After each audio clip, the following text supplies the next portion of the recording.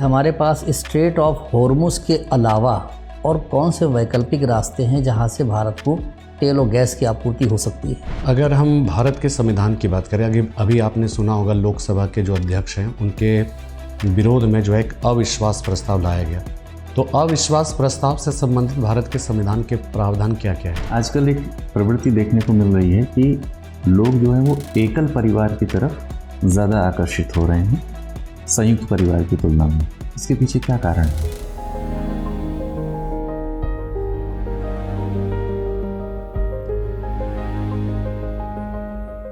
Good morning sir. Ready? Thank you sir. अपना नाम और पर्सनल डिटेल बताए बिना अपने बारे में से एक संक्षिप्त परिचय दीजिए। सर मैंने अपनी प्राइमरी और सेकेंडरी एजुकेशन अपने गृह जनपद से की है। उसके बाद मैंने अपना ग्रेजुएशन बैचलर्स ऑफ साइंस में वर्ष 2022 में पूरा किया है, जिसमें मेरे सब्जेक्ट्स फिजिक्स, केमिस्ट्री, मैथ थे। तत्पश्चात मैं सिविल सर्विसेज परीक्षा की तैयारी कर रही हूँ और ये मेरा पहला अटेम्प्ट है। पहला अटेम्प्ट है। अच्छा ईशा, आपका फिजिक्स, केमिस्ट्री, मैथमेटिक्स से ग्रेजुएशन में? जी सर। अभी कल भारत सरकार ने एक एस्मा एक्ट लागू किया है, ये क्या है? सर सॉरी सर, मैंने इसको अभी देखा नहीं है। एलपीजी गैस के विषय में कुछ न्यूज़ पढ़ी आपने? सर मैंने ये न्यूज़ पढ़ी थी कि अगर ईरान के साथ युद्ध जारी रहा तो फिर एलपीजी गैस महंगी हो जाएगी। डिस्ट्रीब्यूशन को लेकर गवर्नमेंट ने ये एक्ट लागू किया है, आवश्यक वस्तु आपूर्ति अधिनियम। जी नहीं पता इसके बारे में? नहीं, चलिए कोई बात नहीं। अच्छा ये बताइए, आप घर में खाना वगैरह तो शायद बनाती होंगी थोड़ा बहुत? थोड़ा बहुत। तो अगर मान लीजिए कि ये गैस महंगी होती है, जैसा कि हो भी गई, 60 रुपये महंगी हो गई घरेलू गैस, और भी महंगी होती है, तो क्या असर पड़ सकता है इसका? सर इसका असर तो सबसे पहले ये पड़ेगा कि इन्फ्लेशन तो हाई हो जाएगा, महंगा हो जाएगा सब कुछ। Sir I think food inflation बढ़ जाएगा। फूड एंड इससे जो मतलब इन्फ्लेशन का एक पार्ट होता है फूड एंड रिसोर्सेज इन्फ्लेशन, उसमें महंगाई आ जाएगी। और सर इंडस्ट्रियल लेवल पे देखें तो होटल्स वगैरह इन सब में भी प्रभाव पड़ सकता है।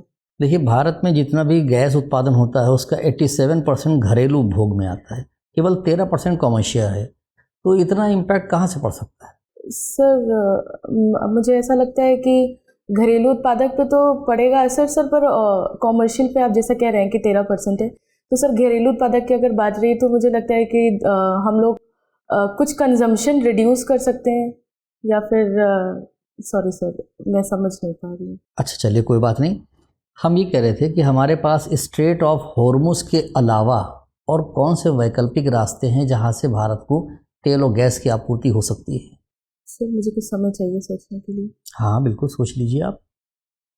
अभी कल पेट्रोलियम मंत्री, केंद्रीय पेट्रोलियम मंत्री हरदीप पुरी जी ने बयान भी दिया है कि हम दूसरे विकल्पों पे विचार कर रहे हैं, दूसरे देशों से हमारी बातचीत भी हुई है और जल्द ही आपूर्ति सुनिश्चित हो जाएगी। जी सर। सर मुझे लगता है कि जो सब मेडिटेरेनियन सी से होकर के एक नीचे जो सोमालिया की तरफ से सर एक रास्ता जाता है सर, वहाँ से भी आपूर्ति हो सकती है। और सर अभी हाल फिलहाल कच्चे तेल को लेकर भारत सरकार ने यूएस के साथ कोई समझौता किया था किसी एक देश से तेल खरीद के लिए? सॉरी सर मुझे इस बात में नहीं पता। चलिए कोई बात नहीं। अच्छा, आप फतेहपुर जनपद से आती हैं? जी सर। फतेहपुर जनपद में महिलाओं से संबंधित प्रमुख समस्या क्या है? सर फतेहपुर ज़िले में महिलाओं से संबंधित प्रमुख समस्या तो सबसे पहले ये है कि वहाँ पे महिलाओं का लिटरेसी रेट बहुत कम है, और सर सेकंड समस्या ये है कि अनएम्प्लॉयमेंट बहुत ज़्यादा है, और सर फीमेल फोर्टिसाइड की भी समस्या वहाँ पे है। ऐसी क्या वजह है कि उत्तर प्रदेश में महिलाओं का सरकारी स्कूलों में अनुपात बढ़ रहा है? आप कह रहे हैं कि फतेहपुर में लिटरेसी रेट जो है महिलाओं में कम हो रहा है, इसी क्या वजह? सर इसकी वजह तो सबसे पहले ये है कि सर जो वहाँ के पेरेंट्स हैं सर, वो अभी भी सर अपनी जो बच्चियों को वो शादी करना ज़्यादा प्रेफर कर रहे हैं कंपैरेटिवली पढ़ाना।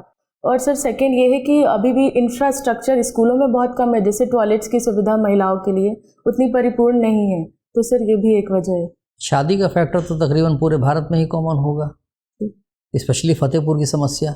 सर जी मैं आपकी बात से सहमति रखती हूँ सर। तो सर अगर मुझे इसमें एक और पॉइंट जोड़ने का मौका दिया जाए तो सर मैं ये बोलूँगी कि अभी भी वहाँ पे सर डिजिटल इंफ्रास्ट्रक्चर सही नहीं है, और इसलिए जो महिलाएं हैं सर, मतलब महिलाओं प्रमुख शिक्षा जो है वो अभी भी कम है। अच्छा सर। अच्छा ये बताइए कि महिलाओं से जुड़ी हुई अगर उत्तर प्रदेश की कुछ महत्वपूर्ण समस्याओं के बारे में बात करें जी। तो सरकार उस दिशा में क्या प्रयास कर रही है ये तो सब जानते हैं, लेकिन आपको क्या लगता है ऐसा कि कुछ और नया प्रयास करने की ज़रूरत है, कुछ और प्रयास करने की ज़रूरत है? आपके हिसाब से कोई ऐसा प्रयास है जो छूटा हुआ है? Sir for the women education और समथिंग एल्स। विमेन एजुकेशन किसी भी संदर्भ में आप बात कर सकते हैं, चाहे महिला के प्रति होने वाले अपराध है उसको रोकने के लिए, या कुछ भी आपके नज़र में जो लगता है कि ये चीज़ छूटा हुआ है, इसको हमें करना है। जी सर अभी भी महिलाओं को वर्क प्लेसमेंट सर नाइट से जो शिफ्ट होता है उसके लिए अभी प्रावधान इतना अच्छे से नहीं किया गया है। तो महिला की जो सेफ्टी सिक्योरिटी नाइट ड्यूटीज़ में है सर, उसकी वजह से जो है वर्किंग एज पॉपुलेशन में भी प्रभाव पड़ रहा है और सर इंडिया अपनी जीडीपी में इतना कंट्रीब्यूट नहीं कर पा रही है। सर दूसरा ये है कि सर अनपेड वर्क अभी भी महिलाओं का बहुत सारा जो घरेलू वर्क है उसको काउंट नहीं किया जाता है। और सर तीसरा मैं ये सोच पा रही हूँ कि जो एल्डरली वुमेन्स हैं सर उनके लिए भी क्योंकि उनकी पॉपुलेशन जो है सर ज़्यादा है, तो उनके लिए भी कोई सही से प्रावधान नहीं है कि उनके सब बुढ़ापे के लिए कैसे पेंशन्स वगैरह की सुविधाएं भी कम है। भारत के संविधान में महिलाओं के अधिकारों की रक्षा से संबंधित कौन कौन से आर्टिकल हैं? Sir article 15 clause 1 and article 15 clause 3। Sir article 16 है जिसमें अपॉर्चुनिटी की बात की गई है। और सर डीएसपी में आर्टिकल 51 क्लॉज ई है जिसमें उनकी मॉडेस्टी को सेव करने की बात की गई है। सर और सर डीपीएसपीज में आर्टिकल 43 है जिसमें मैटरनिटी रिलीफ की बात की गई है। अच्छा ये बताइए कि अगर हम भारत के संविधान की बात करें, अभी आपने सुना होगा लोकसभा के जो अध्यक्ष हैं उनके विरोध में जो एक अविश्वास प्रस्ताव लाया गया, तो अविश्वास प्रस्ताव से संबंधित भारत के संविधान के प्रावधान क्या क्या है? सर माननीय लोकसभा स्पीकर के लिए जो प्रावधान है वो आर्टिकल 91 क्लॉज सी में मेंशन है, जिसमें ये बोला गया है कि जो 14 डेज नोटिस दिया जाएगा उनको और लगभग 50 एमपीज का सिग्नेचर से मोशन पास करेंगे और अगर उनकी इनकैपेबिलिटी पाई गई तो उनको फिर हटा दिया जाएगा। अच्छा, हॉर्मुज की जो खाड़ी है, अभी सर ने पूछा, हॉर्मुज की खाड़ी है कहाँ? सर पर्शियन गल्फ में। सर उससे जो देश जो भी घिरे हुए हैं वो ईरान है और सर ओमान और यूएई है। अच्छा ये बताइए कि मिडिल ईस्ट जो संकट है ना, उस मिडिल ईस्ट संकट के संदर्भ में आपसे अगर कम से कम शब्दों में पूछा है इसका सबसे मुख्य कारण क्या है? सर मुझे ऐसा लगता है कि इसका मुख्य कारण ये है कि अमेरिका वहाँ पे रेजिम ही चेंज करना चाहता है। आपके हिसाब से क्या सही है, इजराइल अमेरिका सही है या ईरान सही है? सर मेरे हिसाब से भारत सही है कि वो अपना स्टैंड ले रहा है। नहीं भारत की बात नहीं है, भारत का तो अभी भारत के पॉइंट ऑफ व्यू, लेकिन दोनों में कन्फ्लिक्ट तो उन दोनों के बीच में। जी सर। बाकी तो विदेश नीति तो हर देश अपना तय कर रहा होगा, लेकिन उन दोनों के बीच के अगर हम समझने की कोशिश करें कि इसमें मुख्य कारण या मुख्य दोषी कौन है या दोनों में से सही कौन है? सर इसमें ये पक्ष लेना चाहूँगी कि दोनों की अपनी अपनी अपनी सर दिक्कतें, अपनी अपनी समस्याएं हैं और दोनों का अपना अपना स्टैंड है, तो दोनों अपनी जगह पे ठीक होंगे। सर आपने बताया कि आपका 2022 में जो है ग्रेजुएशन हो गया था और अभी आप 2026 में जो है वो इंटरव्यू दे रही हैं। जी सर। तो इन 4 साल में आपने क्या किया? सर इन 4 साल में मैं सिविल सर्विसेज परीक्षा की तैयारी कर रही थी और ये एग्ज़ाम का प्रोसेस इतना लंबा था कि सर मैं उसमें इंडल्ज थी। एग्ज़ाम तो टाइम पर हो रहे हैं, 4 साल तो लंबा समय है। सर मैं आपकी बात से सहमत हूँ सर लेकिन मैं इस बीच सर सिर्फ परीक्षा की ही तैयारी कर रही थी और जितने भी अब 24 में अटेम्प्ट दिया मैंने, फिर से 25 में मेंस था, तो सर उसी में मैं इंडल्ज थी पूरे टाइम। और पहला अटेम्प्ट कब दिया था? सर 2024 में। तो 2 साल तैयारी करने के बाद? जी सर। आपको नहीं लगता कि ये समय आपने व्यर्थ किया? सर मेरा ऐसा मानना नहीं है सर, क्योंकि मुझे ऐसा लगता है कि सिविल सर्विसेज परीक्षा एक ऐसी तैयारी है जिसमें आपका पर्सनालिटी डेवलप हो जाता है पूरी तरीके से और आप एक सही मायने में ह्यूमन फैक्टर में कैपिटल फॉर्मेशन में कंट्रीब्यूट कर सकते हैं। और इस बीच में घर से कोई दबाव? सर नहीं सर। नहीं ना। अच्छा ये बताइए, आजकल एक प्रवृत्ति देखने को मिल रही है कि लोग जो है वो एकल परिवार की तरफ ज़्यादा आकर्षित हो रहे हैं संयुक्त परिवार की तुलना में। इसके पीछे क्या कारण है? सर सबसे पहले इसके पीछे का कारण है कि करियर ऑप्शन, लोग करियर की वजह से जहाँ उनको सही लग रहा है वहाँ पे वो माइग्रेट कर रहे हैं। सर सेकंड ऑप्शन ये है कि आजकल जो लोग हैं वो सर मतलब इकोनॉमिक जो है सर जैसा इन्फ्लेशन बढ़ रहा है तो उसके हिसाब से वो छोटा परिवार रखना चाहते हैं ताकि वो उसमें सरवाइव कर सकें। इसमें तो संयुक्त परिवार और एकल परिवार दोनों में कौन सा बेहतर है आपके हिसाब से?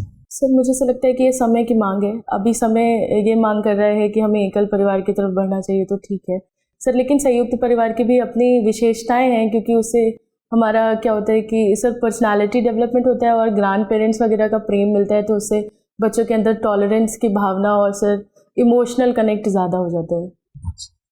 ये बताइए कि आजकल वैवाहिक संबंधों के विघटन की जो है घटनाएं बहुत ज़्यादा हो रही हैं। जी सर। तलाक की जो है वो घटनाएं बहुत ज़्यादा हैं, या वैवाहिक संबंधों में अपराध को लेकर के बहुत घटनाएं हो रही हैं। इसके पीछे क्या कारण है? सर इसके पीछे मैं पहला कारण जो सोच पा रही हूँ वो ये है कि नैतिकता का अभाव है सर। अभी भी लोग सर मतलब जो भी क्राइम हो रहे हैं उससे रिलेटेड, तो मुझे लग रहा है कि लोग एथिकली इतने अभी सक्षम नहीं हैं। और सर दूसरा कारण ये है कि लोग सर मानसिक दबाव में, क्योंकि जैसे जैसे टाइम बढ़ रहा है, टेक्नोलॉजी का इंटीग्रेशन हो रहा है, तो आइसोलेशन बहुत ज़्यादा इंक्रीज़ हो गया है, तो मानसिक दबाव भी एक कारण है सर। तीसरा कारण ये है कि लोग कमिटमेंट देने से भी डर रहे हैं अपने वैवाहिक जीवन में आजकल। अच्छा, ये बताइए आप खाली समय में क्या करती हैं? सर खाली समय में मैं अपने दोस्तों से बात करना बहुत पसंद करती हूँ, उनके आइडियाज़ एक्सचेंज, पर्सपेक्टिव जानना पसंद है मुझे। अच्छा सर। ईशा, आपने अपनी जो प्रेफरेंस दी हुई है उसमें डिप्टी कलेक्टर के बाद सेकंड प्रेफरेंस आपकी ACCT पे है, हालांकि वो अब GSTO हो गया है। Okay sir. तो ऐसा क्यों? सर मुझे ऐसा लगता है जो मेरी स्किल सेट कैपेबिलिटीज़ हैं वो शुरुआत में इन दोनों पोस्ट के लिए ज़्यादा ठीक है, और सर मैं डाइवर्स रेंज में थोड़ा सा काम करना चाहती थी, इसलिए मैंने इन दोनों को ऊपर रखा। उत्तर प्रदेश में GST कलेक्शन बढ़ा है इस पिछले फाइनेंशियल ईयर में, क्या वजह है इसकी? आपने सेकंड प्रेफरेंस दी है। जी सर। सर सबसे पहले तो ये दर्शाता है कि लॉ एंड ऑर्डर बहुत ज़्यादा स्ट्रीमलाइंड हो गया है, यूनिफॉर्म हो गया है, लोग टैक्स इवेजन नहीं कर पा रहे हैं।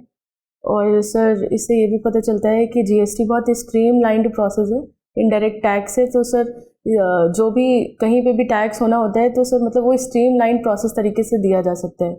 और सर लोगों के मन में जागरूकता भी आ गया है कि वो भारतीय हैं, तो इसीलिए आई थिंक वो टैक्स प्रॉपर पे कर रहे हैं। इनकम टैक्स में तो ऐसा नहीं दिखाई पड़ता, GST में ऐसा क्यों दिख रहा है?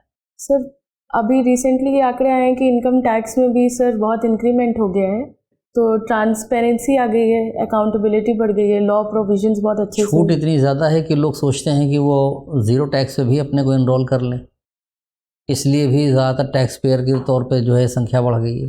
सर आप अच्छा, जैसा कह रहे हैं ऐसा हो सकता है आपके सर। लिहाज से जी सर। इनकम टैक्स की मिनिमम स्लैब क्या होनी चाहिए?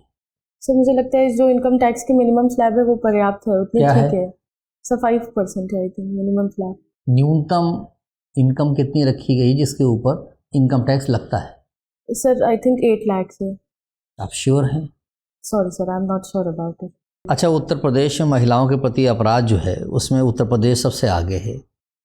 सारे अगर पूरे भारत का आंकड़ा लें तो उत्तर प्रदेश का जो आंकड़ा आता है वो सबसे ऊपर आता है। ऐसे में आप जो कह रही हैं कि महिलाओं और पुरुषों में समानता होनी चाहिए, तो इस चीज़ को रोकने के लिए आप क्या उपाय करेंगे? सर मतलब क्राइम ना बढ़े इस चीज़ को रोकने के लिए सर सबसे पहले तो ये चीज़ है कि सर कुछ इसमें शॉर्ट टर्म प्रोविजंस होने चाहिए, कुछ लॉन्ग टर्म। तो शॉर्ट टर्म प्रोविजंस में तो सर ये होना चाहिए कि उनके वर्किंग साइट पे सर जो वर्क प्लेस है उनका, उसमें उनकी सेफ्टी बढ़नी चाहिए। सर जहाँ जहाँ वो जा रही हैं वहाँ पे sir I think road traffic jams, यहाँ पे सब में AI टेक्नोलॉजी का इंटीग्रेशन होना चाहिए सर। और लॉन्ग टर्म तो एक ही स्ट्रैटेजी है कि सर एजुकेशन और ग्रास रूट लेवल पे अवेयरनेस की बहुत ज़्यादा ज़रूरत है। ठीक है ईशा, आपका इंटरव्यू पूरा होता है, आप जा सकती हैं। Thank you sir. चलिए, कैसा फील कर रही हैं? फील तो अच्छा कर रही हूँ, बट बहुत डर लग रहा है। डर लग रहा है? नहीं, डरिए नहीं, आराम से जाइए, खूब बढ़िया से इंटरव्यू दीजिए। आपका प्रेजेंटेशन अच्छा है, आपकी वॉइस वगैरह भी सही है। बस कोशिश ये कीजिए कि जो आपसे सवाल पूछ रहा हो आई कांटेक्ट उसी से कीजिए। जी सर। और दूसरा ये है कि जैसे सर ने अविश्वास प्रस्ताव पर पूछा जी तो सर। थोड़ा सा उसके बारे में देख लीजिएगा, ज़्यादा नहीं देख लीजिएगा, है ना, कि वो टाइमिंग क्या रही है उसकी। आप टाइमिंग शायद गलत बता रही थी, 91 की है, आप शायद 96 बोल रही थी। आर्टिकल आप 91 बोल रहे थे, लेकिन आर्टिकल 94 96। Okay sir. ठीक है, ये जी देख सर। लीजिएगा। दूसरा ये है कि जैसे आपसे एस्मा मैंने पूछा, तो एस्मा बिल्कुल देख कर जाइए ये कब लागू किया गया था, ये कानून क्यों लागू किया जाता है, क्योंकि ये लागू हो चुका है कल। जी सर। और महिलाओं से जुड़े कुछ मुद्दे वो पूछ सकते हैं आपसे, तो बहुत ज़्यादा परेशान होने की ज़रूरत तो नहीं है। बस ये है कि हाँ, एक बैलेंस व्यू बना के चलें। जैसे सर ने ईरान पे और यूएस को लेकर पूछा, तो आप देश की संप्रभुता को लेकर बोल सकती थी, चीज़ों को लेकर।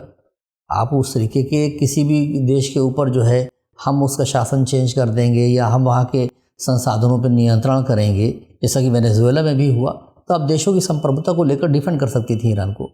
या अगर आप यूएस के व्यू को ही डिफेंड कर रही हैं, तो आप न्यूक्लियर बॉम्ब को लेकर या वैश्विक शांति को लेकर आप उस पर भी आ सकती थी। मतलब ये है कि एक क्लियर व्यू आपको वहाँ पर एक देना चाहिए था, है ना। बाकी ठीक है, बाकी आपको कुछ पूछना हो हम लोगों से तो आप पूछ सकती हैं। सर मुझे ऐसा लग रहा है कि मुझे अभी भी नॉलेज बहुत कम है, मैं बात सही से रख नहीं पा रही हूँ। नहीं, देखिए आप रिटर्न क्वालिफाई करके जा रहे हैं। अब ये सब कोई फैक्टर नहीं है कि आपकी नॉलेज कम है। प्रीलिम्स में उन्होंने नॉलेज चेक कर ली, मेंस में नॉलेज चेक कर ली, अब पर्सनैलिटी टेस्ट है। जी सर। अब आपका प्रेजेंटेशन कितना अच्छा है, और बहुत हड़बड़ाइए नहीं। जी सर। इत्मीनान से आंसर दीजिए। कुछ चीज़ें जो करंट की हैं न्यूज़पेपर कल का पढ़ के जाइएगा, है ना, क्योंकि हो सकता है कि वो आज कुछ चीज़ें और भी डेवलपमेंट हो जो कल के न्यूज़पेपर में होंगी, और वो पक्का है कि मेंबर्स पूछेंगे। और ये जो एलपीजी क्राइसिस है या स्टेट ऑफ हॉर्मुज है या जो सप्लाई चेन है, इससे रिलेटेड कोई ना कोई सवाल पॉसिबल है। Okay sir. सर एक और क्वेश्चन। सर मेरा ग्रेजुएशन फिजिक्स केमिस्ट्री मैथ है, मुझे बहुत बेसिक्स ही याद है अभी, तो सर सॉरी बोलना ही ठीक रहेगा? बोल दीजिए, समय हो गया, बहुत ध्यान नहीं है हमको। इतना बोल सकते हैं। हाँ जी सर। सर आपने जो पूछा था कि 4 साल का गैप है, तो सर उसमें क्या आंसर हो सकता है मेरा? उसमें आप कह सकते हैं कि जो है घर वाले भी चाहते थे कि जो है मैं प्रिपरेशन करूं, और उनकी तरफ से पूरी तरीके से कहा गया था कि केवल इसी पर फोकस करिए। घर वालों को डाल दीजिए इस बात को, क्योंकि आपका कोई और एजुकेशन एकेडमिक में जो है कुछ है नहीं उस बीच में, या कुछ किया हुआ है आपने? नहीं सर, एक्चुअली मैंने बीएड किया है बट उसमें मेंशन नहीं किया है। तो बीएड किया है तो मेंशन करना चाहिए ना सर। नहीं सर, मैंने फॉर्म में ही नहीं मेंशन किया। चलिए कोई बात। अच्छा, फॉर्म में मेंशन नहीं किया, तो फिर यही कह सकते हैं, क्योंकि अगर केवल अपने ऊपर आप ले लेंगे तब तो ये होगा कि आपको कैसे पता कि आपका होगा ही सिलेक्शन। जी सर। और आपने 22 में कंप्लीट किया ग्रेजुएशन, और उसके बाद फिर 24 में आप फर्स्ट अटेम्प्ट दे रहे हैं, तो 2 साल सर एज नहीं हुई थी उस समय एज नहीं हुई थी 24 अच्छा, उस समय एज नहीं हुई थी। हाँ, ये कह सकते हैं कि उस समय एज नहीं हुई थी। तो अगर उस समय एज नहीं हुई थी तो आपको कुछ और एकेडमिक में आपने सोचा नहीं? जी सर। है ना। तो इसलिए क्या है कि अपने बजाय जो है वो आप घर वालों के ऊपर डाल दीजिए कि घर वाले जो है वो ये चाहते थे कि मैं पूरी तरीके से फोकस होकर के वो प्रिपरेशन करूं, और चूंकि एज नहीं हुई थी इसलिए जो है अटेम्प्ट हमने जो है 2024 में दिया, पहला attempt. Okay sir. Sir sari ये ठीक रहेगी? बेटर। सर एक और लास्ट क्वेश्चन। सर एक्चुअली मेरा जो स्पेक्स है सर, मेरा -2.25 है सर, तो लगाना सही रहेगा कि हटाना? सर एक्चुअली मतलब बिना हटाए ज़्यादा लगा रही है, लगा ही रही हूँ। Okay sir. एक पर्सनैलिटी पे ग्रेस आ जाएगा आपको। सर स्पेक्ट से सर मुझे लगता है डिग्रेड हो जाएगा। नहीं, बस स्पेक्ट्स अगर लगा रहे हैं तो स्पेक्ट्स के बारे में जो है कुछ थोड़ा सा जान लीजिएगा। ठीक है ना, कि मान लीजिए उन्होंने ये पूछ लिया कि आपका नंबर क्या है, तो स्फेरिकल नंबर होता है, सिलेंड्रिकल नंबर होता है। जी सर। तो डिफरेंस क्या होता है दोनों में? ठीक है, माइनस का नंबर, प्लस का नंबर, बाईफोकल क्या होता है, ठीक है, ये पता होना चाहिए, क्योंकि बिना टेस्ट कराए तो आपने लगाया नहीं होगा जिसमें। जी सर। ठीक है, वो पता होना चाहिए। Okay sir. Okay, thank you sir. Best of luck. Thank you so much sir. All the best. अब एग्जाम की तैयारी को और बेहतर करने के लिए हमारे चैनल को लाइक, शेयर और सब्सक्राइब करना ना भूलें।